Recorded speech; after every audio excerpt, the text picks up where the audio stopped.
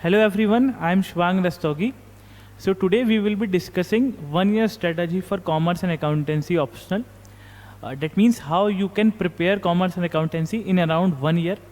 Especially I am targeting for 2024, but this might be relevant for you people if you are preparing for the next attempt and suppose you have 1 year in your hand. Okay? So let's start this strategy, and I will be very clear in my approach that 1 year doesn't mean you have to spread an optional for the entire 1 year. You have to wrap up your optional as soon as possible so that before 5-6 months of the real exam, that is UPSC prelims, you can dedicate enough number of ample amount of time for your prelims preparation.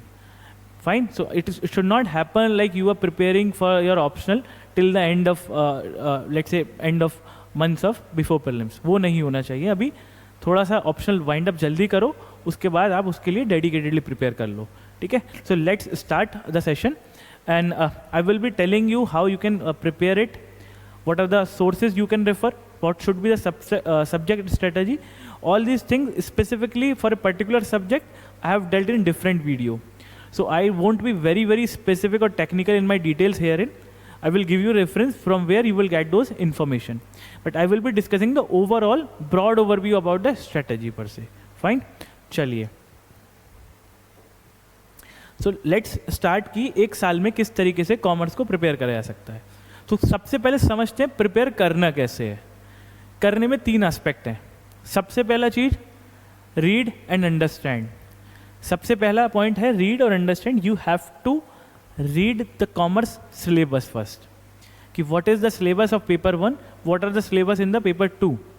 उसके बाद ये देखो कितनी चीज आपने अपने educational background में पढ़ रखी है. Let's say you have done BCom, MCom और you have done professional course like CA वगैरह. तो कितनी चीज़ आपने सिलेबस में पढ़ रखी है वो देखो. सिलेबस देखो कितने सब्जेक्ट्स हैं और कितनी चीज़ उसमें अलग है जो आपने नहीं पढ़ी है. ठीक. Then look at the previous year questions, कि किस किस सब्जेक्ट में से किस तरीके के क्वेश्चन आए हैं. Look at the weightage at the same point of time. ठीक है. और I have made separate videos for all these things, you can watch those videos also. ठीक. Then you have to understand the content of the syllabus. एक बार आपको पता चल गया लेट्स से फाइनेंशियल अकाउंट्स या फिर टैक्सेशन का सिलेबस क्या है, then it will take time for you to understand the content.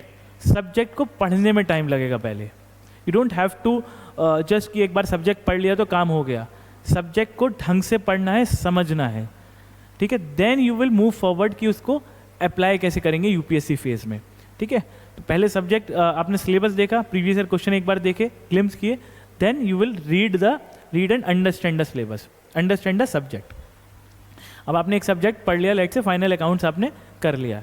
Final accounts करने में आपने न्यूमेरिकल सॉल्व कर लिए, अकाउंटिंग स्टैंडर्ड्स की थ्योरी पढ़ ली, आपने बायबैक और आपका जो ESOP है, ठीक है, ये सारी चीज़ की थ्योरी पढ़ ली, और प्रैक्टिस भी आपने कर लिया सारा, companies account, issue of shares और एमेलगमेशन, इंटरनल रिकंस्ट्रक्शन.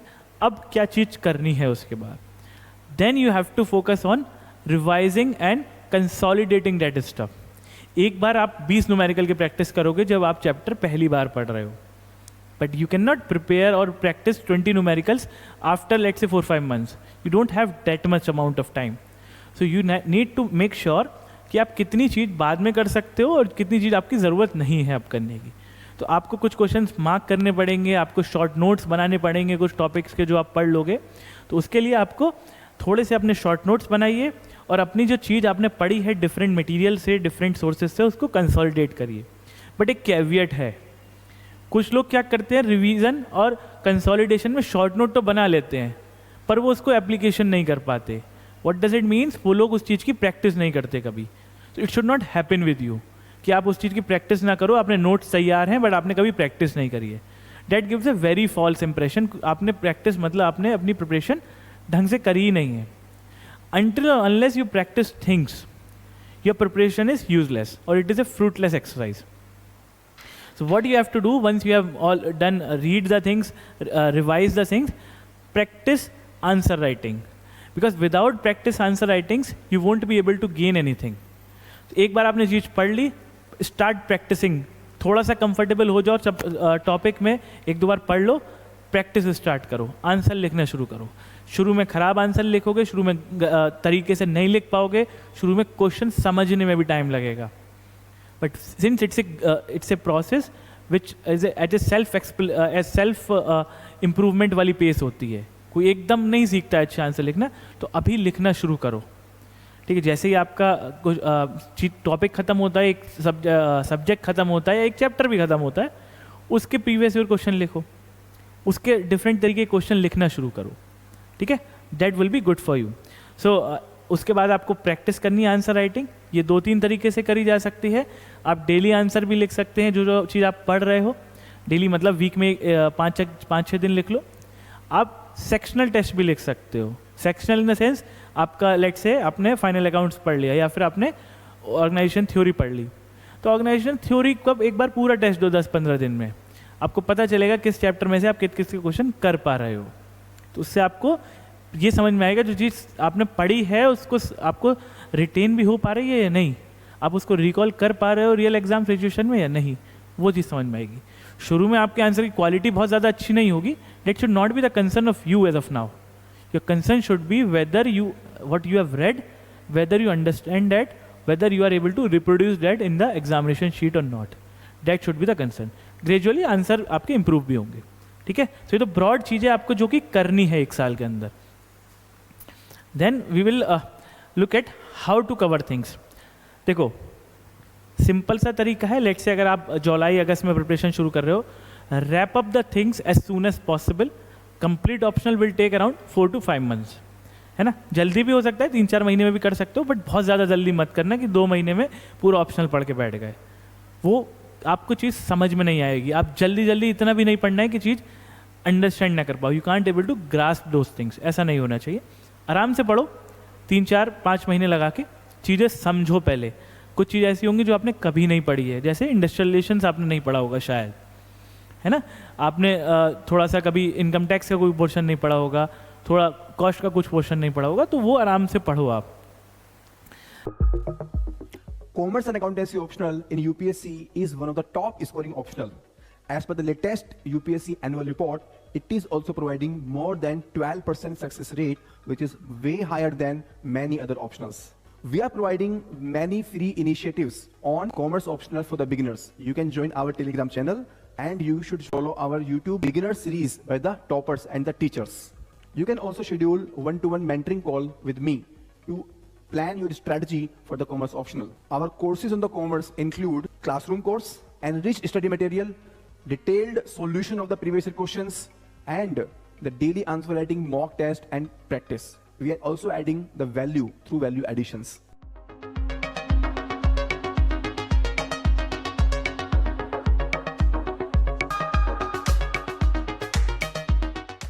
ठीक है, तो cover entire optional in 4-5 months। You can take the help of your reference book, जो कि आपने अपने ग्रेजुएशन सब्जेक्ट्स में पढ़ी है। सी हैं तो आपने इंटरमीडिएट लेवल पे कुछ पढ़ी होंगी। अगर वो नहीं है आपके पास या उससे नहीं पढ़ना है, so you can take any good coaching institutes notes. ठीक है, तो आप उसी से भी पढ़ सकते हो। Even if you want to take classes, क्योंकि आपको सब्जेक्ट की क्लैरिटी चाहिए, अंडरस्टैंडिंग में इशू है, so you can take classes and I hope classes will be wind up in 4-5 months। ठीक है, तो वो करो आप पहले 4-5 महीने ये लगाओ। बट क्लासेस कर रहे हो या खुद पढ़ रहे हो, इसका ये मतलब नहीं है कुछ और नहीं करना है आपको। 3-4 घंटे में नहीं होगा, इट विल टेक टाइम। अगर आप 4-6 महीने पढ़ रहे हो तो take around 5 to 6 hours for an optional. शुरू में तो आप लगा सकते हैं, कैसे लगाएंगे? 3-4 आपकी 3 घंटे की क्लासेस मान लो, या अगर आप 3 घंटे आप सेल्फ स्टडी मान लो, 1-8 घंटे की प्रैक्टिस मान लो, 1 घंटे में प्रीवियस ईयर क्वेश्चन एनालिसिस मान लो। ठीक है, तो 4-5 घंटे गुड इनफ है। Then what you have to do, you need to make sure your speed is such that कि 1 महीने में 2-3 सब्जेक्ट आप कंप्लीट कर लो। अब 2-3 सब्जेक्ट कैसे हो सकते हैं, वो आप एक पेपर 1 का ले लो, एक पेपर 2 का ले लो, दोनों पेपर 2 के ले लो या दोनों पेपर 1 के ले लो। It is a customise strategy based on your background. It can not be one size fit for all approach. अगर आपका CA बैकग्राउंड है तो आप पेपर 1 जल्दी कंप्लीट करो पहले, फिर पेपर 2 करो। अब आप पेपर 2 अभी पढ़ने का मन नहीं है आपका, पेपर 1 नहीं है मनने का CA होने के बाद भी, तो पहले पेपर 2 कंप्लीट कर लो। तो it depends on you totally, कोई हार्ड एंड फास्ट रूल नहीं है। Ensure where you are comfortable at. एक सब्जेक्ट ऐसा भी कर सकते हो, आप एक टफ सब्जेक्ट ले लो, थोड़ा डिफिकल्ट सब्जेक्ट, लेंदी सब्जेक्ट, एक थोड़ा सॉफ्ट सब्जेक्ट ले लो जो कि शॉर्ट टर्म में हो जाए. तो महीने में कोशिश करो 12-15 दिन में एक सब्जेक्ट रैप अप करो और 2-3 सब्जेक्ट एक महीने में कंप्लीट कर लो. ठीक है, इस तरीके से अगर करोगे तो मोटा मोटा 10 सब्जेक्ट हैं आपके पेपर पूरे कॉमर्स में. यू हैव अराउंड 10 सब्जेक्ट्स और 10 में भी आपके 8 कोर सब्जेक्ट हैं, 2 छोटे छोटे सब्जेक्ट हैं ऑडिट और FMIs. They are having very small portions. तो वो जल्दी हो जाएगा. इस हिसाब से आपके अगर 2-3 सब्जेक्ट पढ़ते हो तो 4 महीने 5 महीने में चीज़ आपकी बहुत आसानी से हो जाएगी. ठीक है, कुछ सब्जेक्ट्स आपके टाइम ले सकते हैं, जैसे आपका एफएम है, फाइनेंशियल मैनेजमेंट में रिक्वायर्ड लॉट ऑफ टाइम. आपका ऑर्गेनाइजेशन थ्योरी है, एचआरएम है, it might take lot of time. But कुछ सब्जेक्ट जल्दी भी होंगे, जैसे टैक्स है तो it is not having lot of syllabus, क्योंकि पीजीबीपी उसमें नहीं आता है तो सिलेबस ऑटोमेटिकली कम हो गया आपका. कॉस्ट अकाउंटिंग है, कुछ सब्जेक्ट कुछ पोर्शंस उसमें भारी लग जाएंगे आपको, बट कुछ आसान भी होंगे तो इट विल टेक, मतलब टाइम ऑटोमेटिकली बैलेंस हो जाएगा. ठीक है, तो उस हिसाब से आपकी पेस ये रहनी चाहिए कि 2-3 सब्जेक्ट आप एक महीने में करोगे तो 4-5 महीने में आपका सिलेबस सॉर्टेड हो जाएगा. I have told you how you have to pursue, depends on your background, depends on your taste, on your aptitude. ऐसा भी कर सकते हो आप कि एक और स्ट्रेटजी में ऑल्टरनेट बता दूं कि आप न्यूमेरिकल वाला एरिया सारा पहले कर लो. एक महीने में सारे न्यूमेरिकल, टैक्स भी कर लिया, कॉस्ट भी कर लिया, एफएम भी कर लिया और आपने फाइनल अकाउंट्स भी कर लिया. न्यूमेरिकल पोर्शन ही कराया बस उसका. उसके बाकी महीने में आप थ्योरी करो या फिर बाकी महीने में न्यूमेरिकल प्रैक्टिस करते रहो और थ्योरी पढ़ते रहो. So it totally depends on you कि आप किस तरीके से पढ़ रहे हो, सेल्फ लर्निंग कर रहे हो और you are taking some coaching और something like that. Fine. Then I have an advice for you people. You need to start answer writing as soon as possible. Do not delay on this front. Because I have seen many aspirants वो क्या करते हैं कि पढ़ लिया, notes बना लिए पर आंसर राइटिंग नहीं करी. So they don't develop that sort of confidence कि एक्चुअल एग्जाम में किस तरीके से लिखेंगे. सो एक बार आंसर लिखना स्टार्ट कर दो, खराब लिखोगे but gradually it will make sure कि आप ठीक ठाक लिखने लग जाओ. So answer writing करने. Answer writing I have told you 2 ways. You can pursue daily answer writing or you can pursue sectional answer writing. Sectional in the sense कि एक अगर आपका सब्जेक्ट हो जाता है तो वो करो. जैसे 15 दिन में आपका सपोज करो एफएम हो गया तो एफएम का सेक्शनल टेस्ट दो रिवाइज करके. सेक्शनल टेस्ट में आप थ्योरी भी पढ़ो, न्यूमेरिकल भी पढ़ो. So it depends. ठीक है, डेली भी पढ़ सकते हो कि आप चैप्टर वाइज कर रहे हो कि एफएम के 2 चैप्टर हो गए, then I am writing 2 answers of FM. Again दूसरे दिन आपने 3-4 चैप्टर पढ़ लिए तो उस तरीके से आप डेली भी कर सकते हो. और एंड में आके आप एक सेक्शनल टेस्ट दे दो या फिर प्रीवियस ईयर क्वेश्चन लगा लो. so, इस तरीके से कर सकते हो. ठीक है, but must have a target कि I have to wrap up my option in a very good way in 4-5 months. If you have this leniency कि आई हैव 1 year और I will do it later, pre और mains के बीच में हो जाएगा, then you are making mistake. वहाँ फंस जाओगे क्योंकि ऑप्शनल टेक टाइम्स. ठीक है, then how you have to pursue numericals and your theory. देखो न्यूमेरिकल और थ्योरी में कुछ सिंपल सा लॉजिक है. न्यूमेरिकल में आपको स्पीड चाहिए, एक्यूरेसी चाहिए और ये पता होना चाहिए कि कौन सा न्यूमेरिकल आप कर पाओगे और कौन सा नहीं कर पाओगे, मतलब डिफ़िकल्टी. ठीक है, 3 चीज़ों का खेल है यहाँ पे. स्पीड, तेज भी करना है क्योंकि टाइम का इशू रह सकता है, एक्यूरेसी एंड योर डिफ़िकल्टी का.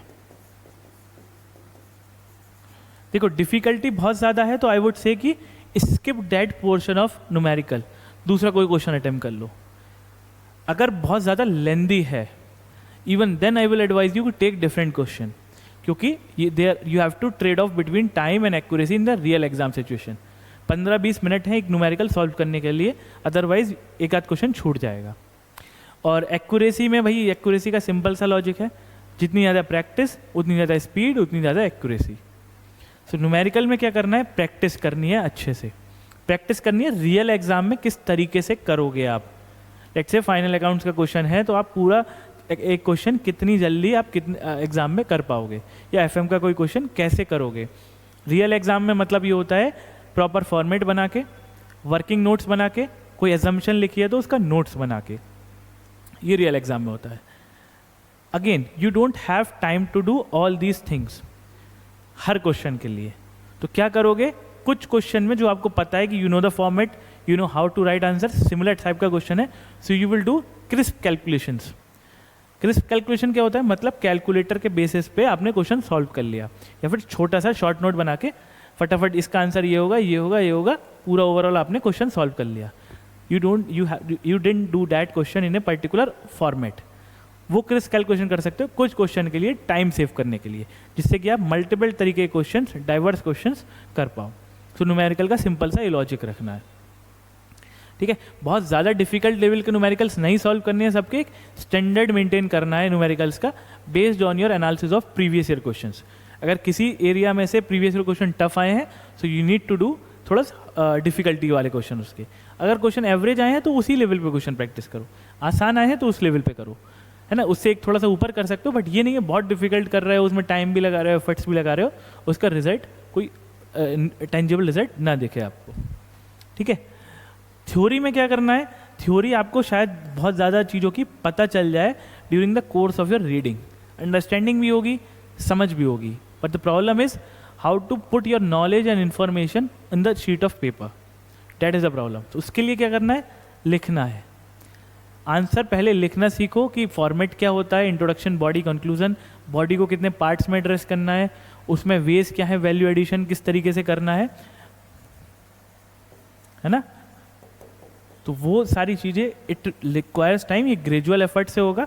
तो स्टार्ट आंसर राइटिंग. उसके बाद अगर आपको पता है सिंपल सा क्वेश्चन है, मीनिंग पूछा है, फीचर्स पूछा है, एडवांटेज, डिसएडवांटेज, नीड, आसान चीज़ें, आपको फॉर्मेट पता है, आप लिखने का तरीका होता है, उसकी ब्रेन स्टॉर्मिंग करो.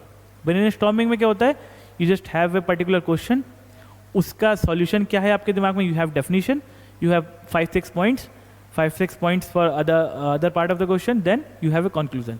Think in your mind, write points on the sheet of paper, not very fairly but in a short format. इस तरीके से ब्रेनस्टॉर्मिंग कर सकते हो आप. It will help you to save your time. तो इस तरीके से भी आप कर सकते हो. ठीक है, और वैल्यू एडिशन का क्या खेल है, वैल्यू एडिशन जैसे आपका एग्जाम्पल्स हो गए, डायग्राम्स हो गए, है ना, आपकी केस स्टडीज़ हो गई कुछ अच्छी सी, या फिर आपके शॉर्ट सिमेटिक्स हो गए, इस तरीके के कुछ डायग्राम्स. ठीक है, ये जो सारी चीज़ें हैं, या फिर कुछ कोट्स हो गए, ये सारी चीज़ें अभी आप कर लो. कुछ चीज़ें साथ साथ करते रहना आप, जैसे मतलब अभी पढ़ रहे हो तो साथ साथ कर लो. कुछ चीज़ें आप उसके बाद भी कर सकते हो. मतलब once you are done with the syllabus, now your focus is you are getting an average marks, now your focus is to enhance the value of your answer, या वैल्यू एनरिचमेंट करना है आपको अपना जो कंटेंट है उसका. वो बाद में कर सकते हो या फिर साथ साथ करते रहो. आई विल से कि साथ साथ करते रहो, एक बार अंडरस्टैंडिंग हो जाए उसके बाद. पहले अंडरस्टैंडिंग इंपॉर्टेंट है, पहले कोई भी कंसेप्ट समझ में आना जरूरी होता है, उसके बाद उसका वैल्यू एडिशन का सोचो. ठीक है, ये नहीं है कि वैल्यू एडिशन का पहले सोच के रख गए और कंसेप्ट की ही समझ नहीं है. That won't fetch you good enough marks. Fine, तो ये थोड़ा सा ध्यान रखना है. Then what else you have to do, see again you have to do previous year questions. Previous year question में भी दो चीज़ करनी है. Number 1 would be the analysis of previous year question, and number 2 is the practice of previous year questions. Analysis कब करना है, analysis करना है पहले, पढ़ते टाइम या पढ़ने से पहले कोई भी चीज़ एनालाइज करो कि किस तरीके के क्वेश्चन पूछे गए हैं. That should be the base of your preparation. That should form the base of your preparation. इसके बेसिस पे आप अपनी प्रिपरेशन को आगे बढ़ाओगे, तो आप कोई एडिशनल चीज़, फालतू चीज़ नहीं पढ़ोगे. You will always stick to the demand of UPSC syllabus, या फिर जो चीज़ पूछी जा रही है आप कंटेम्प्रेरी चीज़ें पढ़ोगे, रिलेवेंट चीज़ पढ़ोगे. Otherwise there is no scope of, मतलब कॉमर्स में तो लिमिट नहीं है कुछ चीज़ों की. जैसे ऑडिटिंग है, ऑडिटिंग बहुत बड़ा है, बट यूपीएससी ने चीज़ें डिफाइन कर रखी हैं. So you need to stick to that, है ना. इसी तरीके से जैसे न्यूमेरिकल्स हैं, एफएम के, टैक्स के, तो बहुत वाइड लिमिट है, बट आपको रेस्ट्रिक्ट करके चलना है कि क्या क्या चीज़ें आपके लिए रिलेवेंट रहेंगी. ठीक है, देन उस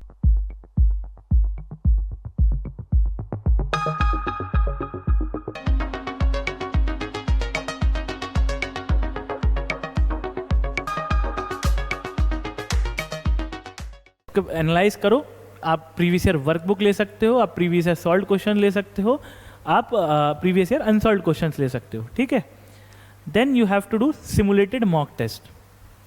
एक बार आपने डेली आंसर राइटिंग कर रहे हो, सेक्शनल टेस्ट दे दिए, उसके बाद सिमुलेटेड मॉक दो। सिमुलेटेड मॉक मतलब पूरा पेपर का मॉक। लेट्स से पेपर 1 का मॉक दिया आपने एंड पेपर 2 का मॉक दिया। अभी कब देना है ये जब पूरा पेपर कंप्लीट हो जाए, दोनों पेपर 1 भी हो जाए पेपर 2 भी हो जाए, कंप्लीट हो जाए, रिवाइज हो जाए, सेक्शनल टेस्ट की प्रैक्टिस भी कर ली है, उसके बाद देना है ये। उसके बाद से क्या होगा, अब पता चलेगा ये role of 2 things, time management और इसके साथ साथ कंटेंट मैनेजमेंट। मतलब अब पता चलेगा कि 3 घंटे में जो चीज़ पढ़ी है वो चीज़ आप लिख पा रहे हो कि नहीं, या फिर आपका टाइम ऊपर नीचे हो रहा है।